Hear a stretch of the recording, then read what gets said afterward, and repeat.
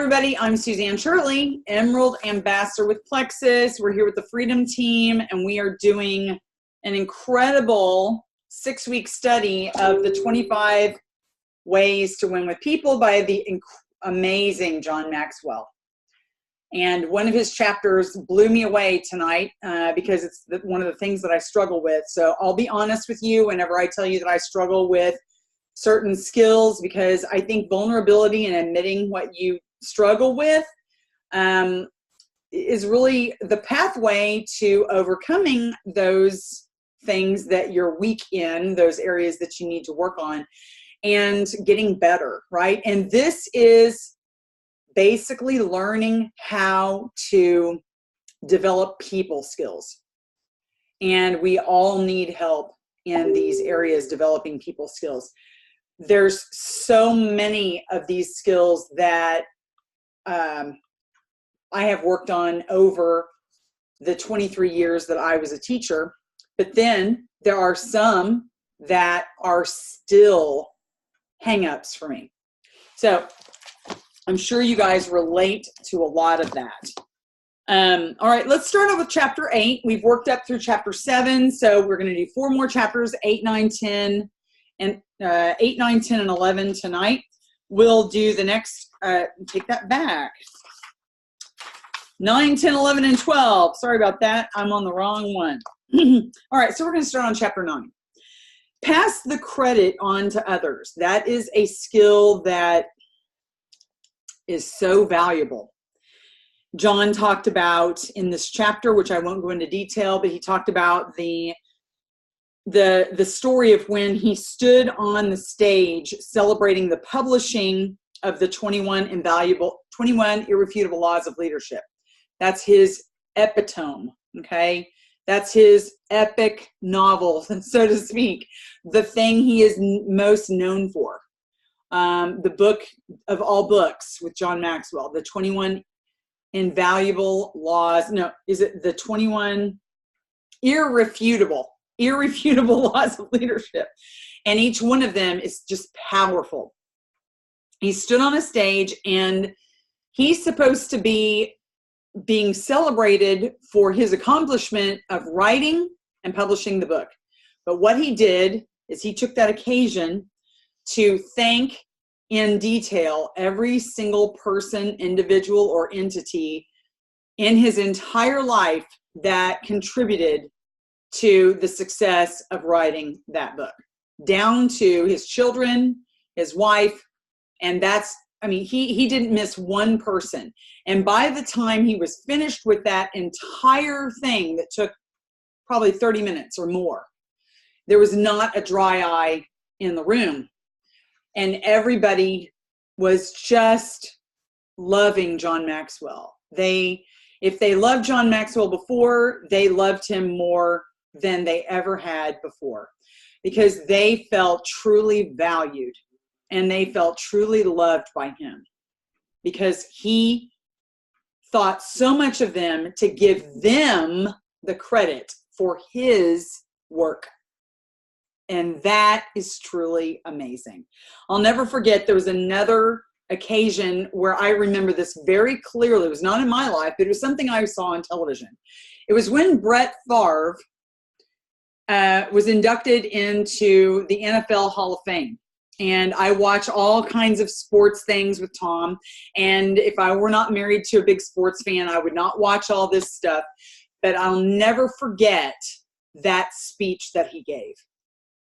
You know, I've watched a lot of athletes give speeches, and they revel in themselves when a video is played and of their great accomplishments. And I just watched one right now. Tom is watching an interview of one of the greatest players in NFL history, and he's being interviewed right now, and they played a big montage of his great accomplishments, and the whole audience clapped, and he was like doing that too. It's as if he was clapping for himself. You know, there's nothing amazing about that. We're all inspired by people who do incredible things on the football field or elsewhere, but what we're inspired the most about is people that are humble and people that defer to others. And I'll never forget when Brett Favre never mentioned any one of his accomplishments. He didn't say, when I won the such and such trophy, when we were at such and such field, and I did this and I did that. No, he said, I'll never forget such and such when he said this, that, or the other. And I'm telling you, that whole room was his. He even spoke about the equipment managers, the people who made sure the towels were in the locker room, and all the guys who cleaned their equipment and made sure that it was available for them. And he named them by name. He named them and told stories about each one of those individuals. And I'm telling you, the whole room had tears running down their faces. And it was truly, I was crying because he loved every person that was connected to his life way more than he loved his accomplishments and what he'd accomplished in his own life. That was, I'm telling you, when you can learn how to naturally and from the heart give the credit for what you've done to other people, just let them know how they've helped you and served you and how that's made you a better person and made that possible. That's something that's going to endear you to anyone that you're dealing with. And I'm telling you, it's just something that'll change their lives. I have a girl right now. I could tell this story right now. It just literally happened. We're doing Ambassador Spotlight of the Week. So I'm setting up the ones for February. I already have Rachel Gadd, who's on this week, and she's amazing. And of course, the usual is, I can't believe you want me to do this. Like me, like just me. I'm like, yes, you're amazing. Look what you've done. Look at all you've done. Really? I haven't done anything. I'm like, you have no idea. Well, the latest one, and I won't say her name because she probably doesn't want me to, but she'll be announced pretty soon.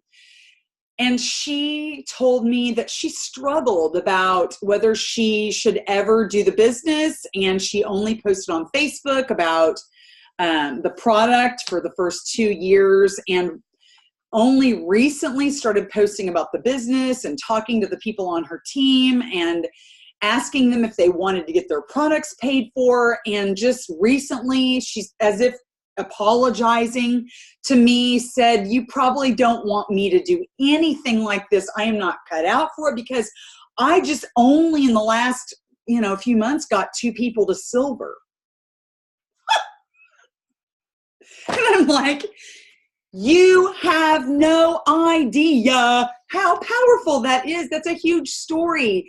And so many people are going to relate to you because they're fearful, they're afraid. And I told her, I said, you've got so much to tell.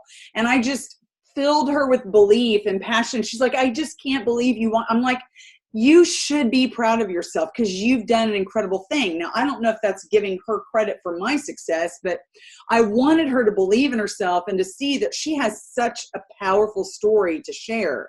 People just, they don't realize unless you tell them what they have accomplished. They don't understand.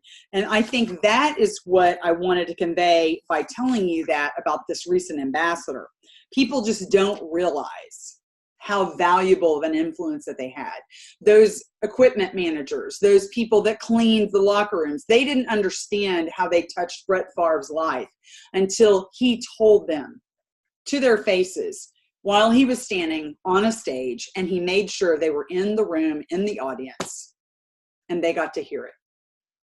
It's as if he was honoring them, not them honoring him. And I'm telling you, find ways to do it. It's one of the easiest ways to make people feel like $1 million and to win with people, according to John Maxwell. So many people have problems with their ego. They can't set their ego aside long enough to give credit where credit's due. And, Brett Favre could have easily stood up there on that stage and taken credit for every single thing, and everyone would have given him the whole, kit and caboodle. absolutely can take credit for his own achievement. Why shouldn't he, right? But instead, he gave credit to those where credit was due, because he knew that without each one of those individuals that was pivotal to his success, he would not have been able to do what he did out there on that field. And so many people, the number one reason people do not pass along their credit to others is they think it's going to somehow make them lessen their value, or they're going to hurt them. And they're so insecure that they constantly feed their own ego to compensate for it. I've seen it, and it's really gross and it's disgusting. It's because people are insecure and they just can't set their ego aside to give deference to someone else. You know, an egoist is not a person who thinks too much of himself, but it's somebody who thinks too little of others, quite frankly. If you highlight people's contributions, it makes them look good, and it makes you look good too. When you can give deference to somebody else, it will always make you look good, okay? It's never going to take away from who you are. Don't wait to pass on that credit. Do it as soon as you can. Reward your employees while the sweat is still on their brow, according to Ross Perot. When the amount of work and sacrifice was something that's still fresh on their mind. Don't wait until they've forgotten what they've done. Ken Blanchard's, who's the management expert, says you should catch people while they're doing something good. And in the classroom, whenever I could catch a kid doing something good, I always praised him for it. Because what would happen is he would feel incredible about that, and then he would want to do it again. Why? Because he's going to get praised again. And people live for praises. Oh my gosh, they will work hard for praises. So catch them doing something good. Everybody always enjoys having his or her contribution acknowledged. Say it in front of other people. As much as you can, say it in front of others. When you give credit to others in front of other people and their loved ones, the value of what you just said, your compliment, increases and multiplies. Put it in print. I'll never forget. Put it in print. Print it in print. This is so important. When you take the time to write something down, it has the potential to uplift that person for a lifetime. This is something that I did to my former teachers. I was in college, and I was actually a person who knew how to write an essay. I knew how to write a 5-paragraph essay. I knew how to come up with a thesis. I knew how to formulate transition statements. I knew how to formulate a conclusion. I knew what to do because of my English teacher, and I wrote her a letter and thanked her. And I was just 18 or 19 years old at the time. I can think of many times that I did that. I wrote a letter to my childhood Sunday school teacher. And she's no longer alive today, but that woman, I had several Sunday school teachers as a child. But a woman who pours her life into children for the name of Christ does really amazing things. She deserved to know what she had done for me. I was so grateful for her. So I wrote her a letter, and I told her that part of the reason that I am a true believer today is because of her. My mother had this really incredible high school friend. Her name was Linda. Linda had some problems, she had some emotional issues, and she just couldn't hold down a full-time job. She had to live at home, even past her adult years, and she helped her mother. And as all of my mom and Linda's friends, their moms and their dads got older in the same town, and the kids had all moved off, but Linda was still there in town, and all of these parents were getting elderly. What did Linda do? Linda would take these women to the doctor. She would go to the grocery store for them. She would call and check on them. How are you doing? Is there anything you need? Can I come pick you up? And she did that for my grandmother. She did that for my grandmother for, oh my gosh, must have been 30 or so years, 40 years. And when I was a young person, I was an only child, and I was staying with my grandmother in the summer times, and I hardly had a thing to do because there were no friends in the neighborhood or whatnot. And so what would Linda do? She would call me and say, hey, Suzanne, come on, let's go get a Coke and let's go to the movies. She would come pick me up, and she would take me, and we would get some really cool drink, and we would go to the movies, and she would get me something special and make me feel great. And she would laugh, and she would tell jokes, and it was so amazing, and just was a good friend to me. And then I grew up, and I went to college, and Linda took care of my elderly grandmother. And I just remembered what a wonderful woman she was. So when she developed COPD and she was on oxygen, and I knew that she only had about a year or so to live, I made sure that I not only came to visit her whenever I came to see my grandmother, but that I came to see her specifically, just for her. And I spent quality time with her, and I brought her favorite dessert to her, and I brought her favorite drink that she liked to drink, and I wrote her this long letter, and I told her about all the things that she did that contributed to me being so, she added so much value to my life. I wrote her that letter, and I did it with a lot of love and passion. And she is no longer here today. She passed away years ago. But what she did is she never stopped telling my mom about that letter. And she raved about that letter, and she told my mom, did I tell you that Suzanne wrote me this letter? And before she died, she mailed that letter to my mother so that my mother could read it. And she talked to me about it just this last week and said, here's that letter from Linda.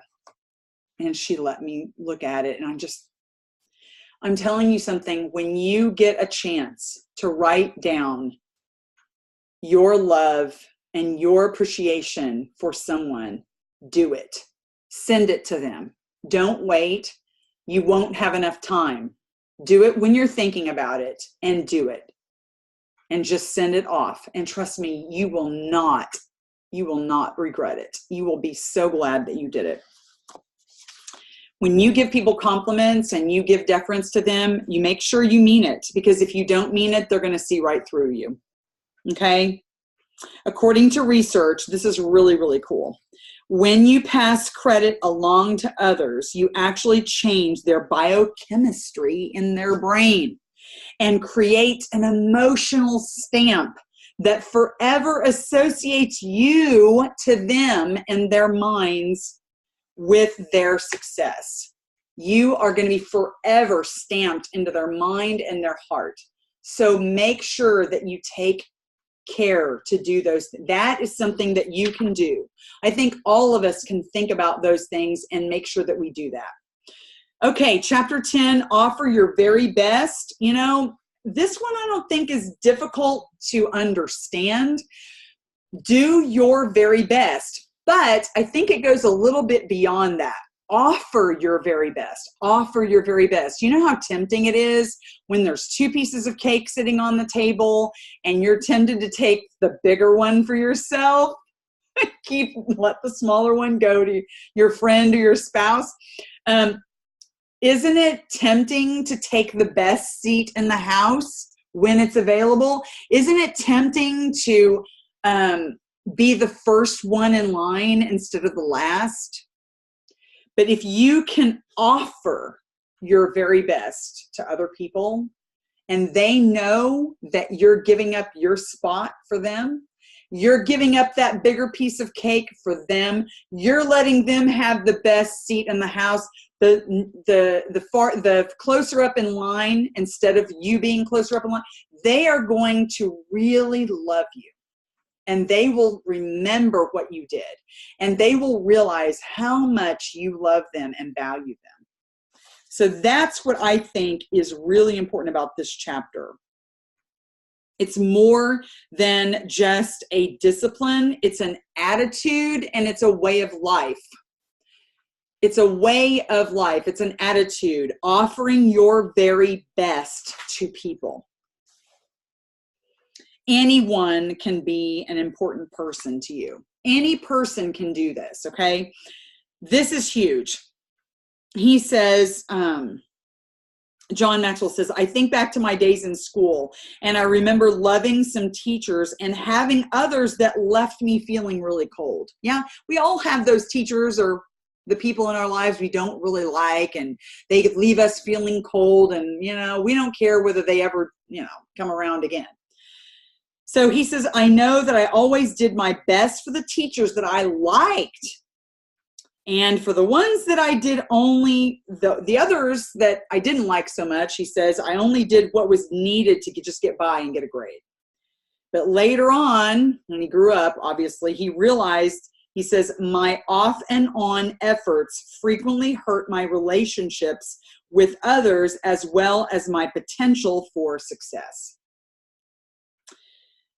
Then he discovered the antidote. He said, if I saw everybody, even the teachers that he didn't like as much, everybody, if he saw everybody as important, not just the people that he liked the most, I would always offer my best. And that attitude, that change in attitude prompted a change in his action.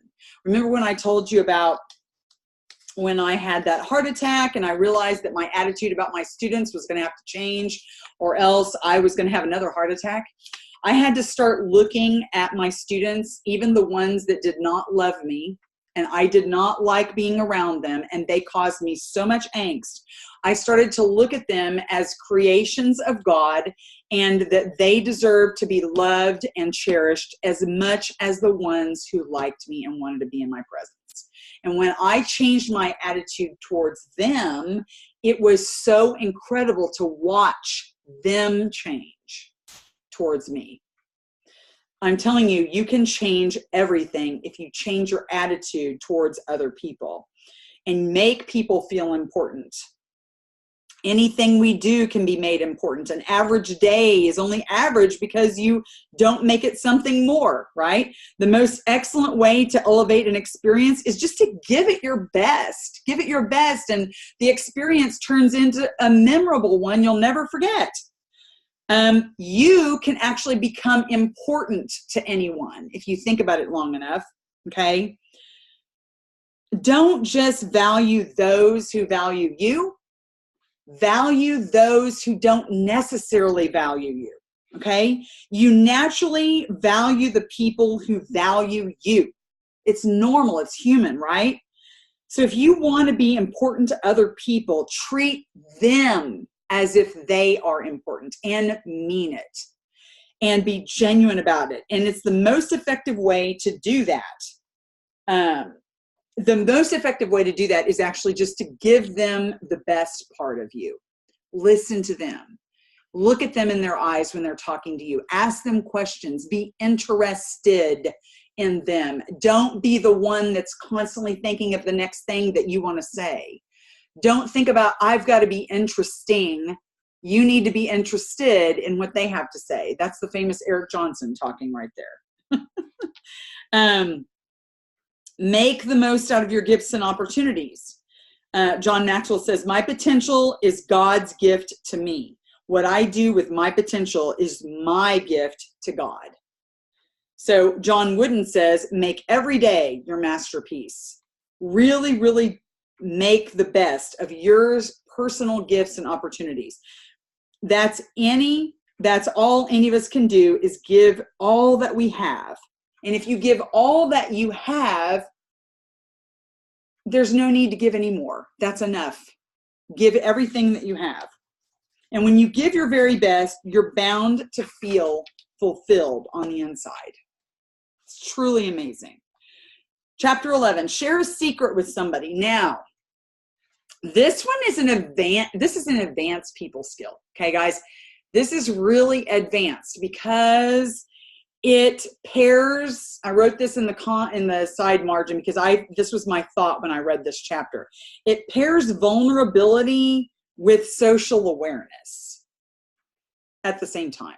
So you have to be in the right spot at the right moment at the right time and be very aware of people and their social desires and what they're thinking for you to adapt and share. Think of a secret that you can kind of let somebody in on.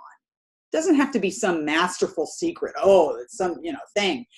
But if you can make somebody feel like you're telling them something and they're the first person that's heard it and you're letting them in on it and you've not really let anyone else in, you're just sort of letting them be privy to this information, it makes people feel really important. And it makes people value you and it makes people trust you and it builds that bond between you. So,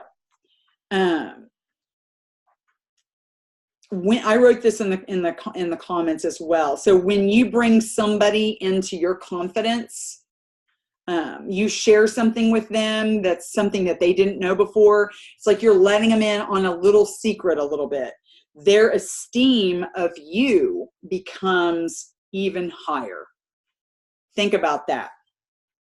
It is really a masterful skill to be able to think about what you're doing at the right moment, at the right time, and say it at the right time. Letting people in on a secret idea or a plan of some sort. It makes them feel like they're a part of that plan. It makes them feel like they're a part of that idea. And they're going to want to be in on that and help you with that idea and that plan. They're going to offer their best work for you, and you guys might even come up with something better together.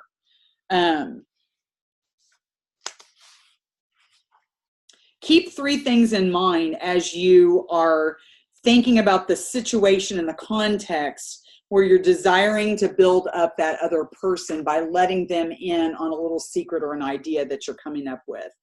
Sharing a secret means giving valuable information. You need to be sharing valuable information. It needs to be something that the people you're talking to actually care about. If it's something they don't care about, then what difference does it make? It doesn't matter that you're letting them in on a secret.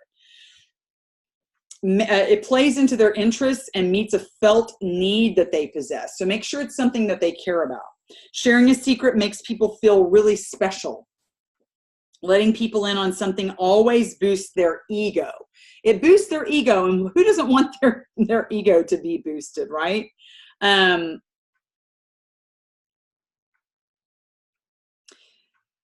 example, John says, when I play golf, he says, I usually carry a laminated card with me that contains tips given to me by golf pro Scott.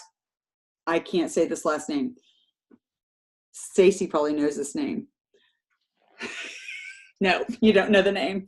Seismoniac. Okay, there it is. And what he'll do is he said, I'll pull that card out and show him the 6 basic things that a golfer must know and do. And I'll let him know that it's my personal golf plan, that I don't share it with anyone. Okay, so notice it's the occasion. They're on the golf course. That person is struggling. They need some special tips. John Maxwell pulls his special tips right out of his pocket at the right time and says, I usually don't share this with everybody, but I can see you really could use this. I bet it will help you. And whoever he gives it to is going to feel so grateful, right? Like they've just won a special prize. Sharing a secret includes others in your journey. You're bringing them in on your story, and it's an act of inclusion. And that's a really, really crucial word in what we do, inclusion. when you're talking to somebody, for example, in a business context with Plexus, and they're not even signed up yet, you use the word we and our. So we will do XYZ, and our team, and you and I, you include them. You go ahead and use that inclusion language, and it makes people already feel like they've signed up. They're already a part of everything. So you share a secret with others. When you do that, you are doing far more than imparting mere information. You're increasing the odds of a closer relationship. Now, the last one, oh my, chapter 12. This one I put, this is hard. Okay, for me it is. It might not be hard for you guys, but when I took a personality test, what is it called? The 4 letters. I forget what it's called. Anyway, everybody has these 4 letters, and the 4 letters stand for different things. And mine happens to be ESTJ. And the J stands for judgmental, meaning I'm not necessarily a person who looks down on people, although I can, right? I just make a very fine line between black and white. It's either this way or it's that way. And that means also someone that has the J in their personality makes decisions like that. We make decisions. And sometimes we go back and we wish that we had contemplated a little longer because we make decisions quickly. And so judgmental, that's what the J is. And mine, the gold of good intentions. What am I saying is hard for me? Myers-Briggs, yes, that's it. And when you are mining the gold of good intentions, that means you automatically give somebody the reason, the benefit of the doubt. You give people the benefit of the doubt. You defer to people. It's another way of deferring to others, giving them, always thinking the best of others. Believe first that people intended not to hurt you when you think that might have happened. Believe first that they didn't intend to hurt you. Think about things from their perspective. And I wrote this down. Giving the benefit of the doubt equals mining the actual gold, right, of their good intentions. What are you doing? You're thinking about life as it would be from their perspective. You're putting yourself in their shoes. And what does that take? It takes maturity. It takes a lot of maturity. It takes a lot of self-awareness to identify that you are thinking poorly of someone and judging them and believing the worst in them, when if you give them the benefit of the doubt and you think about things from their perspective, it actually could turn out to be in your benefit. Now, John does explain that some people can take advantage of you when you do that, and that has happened. But in general, you get what you expect from other people. John says that. So if you expect the best in other people, you're going to get that from them 9 times out of 10. But if you expect the worst in people, you're going to be disappointed a lot. Okay? So John talked about with his mother. He grew up with his mother, and the guy that he was telling this to asked him the question, are you saying that your mom looked past all your mistakes?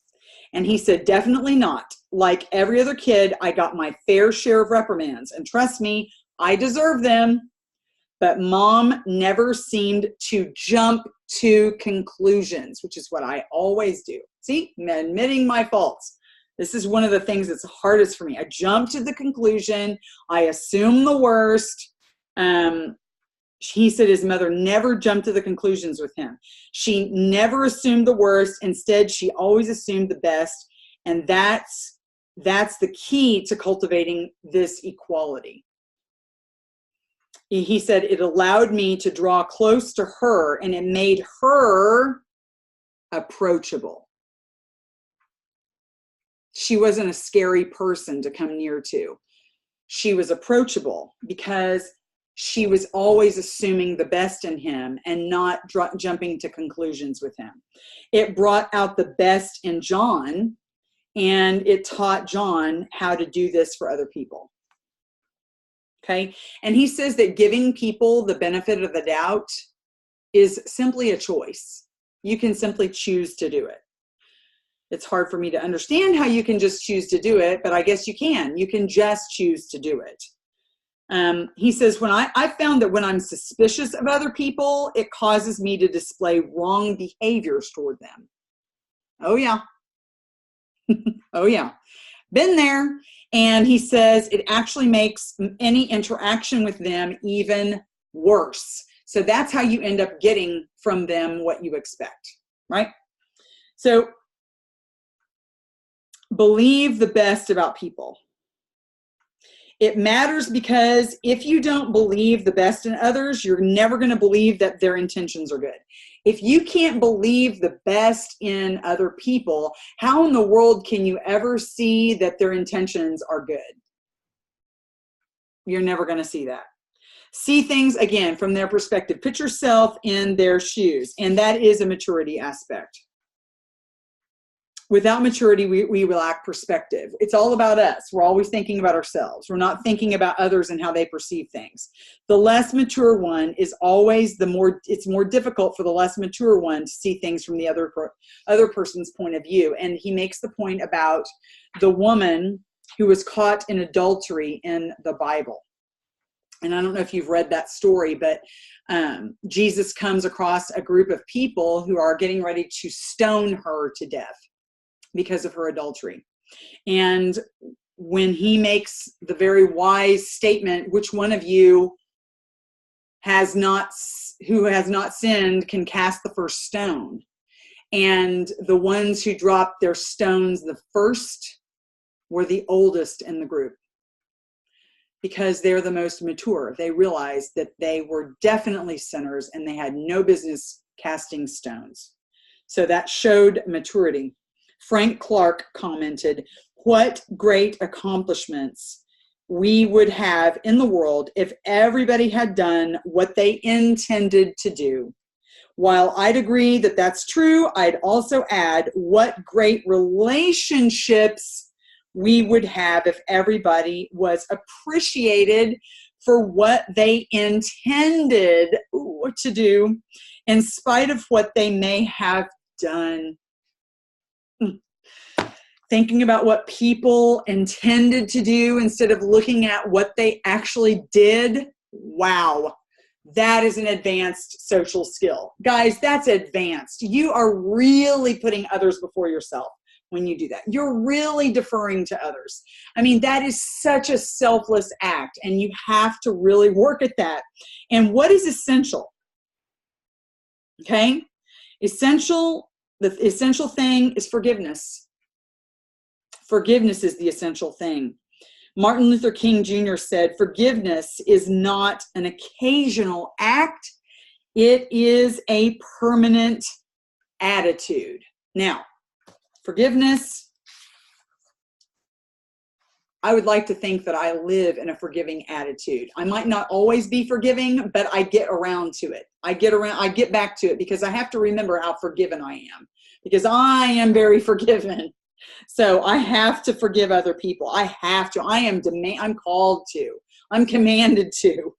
And when you're able to put yourself in their shoes and look at things from their perspective, and you mine the gold of good intentions and your relationships with others, then people are going to reciprocate that, and they're going to do the same thing for you. So if you think the best about others, they're going to turn around and think the best of you. It's reciprocal. It's amazing. So justice, instead, forget about justice. Forget about it. Instead, focus on grace and forgiveness. And ask yourself, how would I feel and what would I do if I were in that person's shoes? And if with that said, we are finished with tonight, and we will start off with chapter 13. So 13, 14, 15, and 16 next Sunday night. If you'd like to join us for the Q&A and the reflection, you have to join us live because I'm getting ready to turn off the recording so we can have a conversation. Thank you guys for joining us. We love you and so glad that you've joined us, and we pray that God blesses you greatly.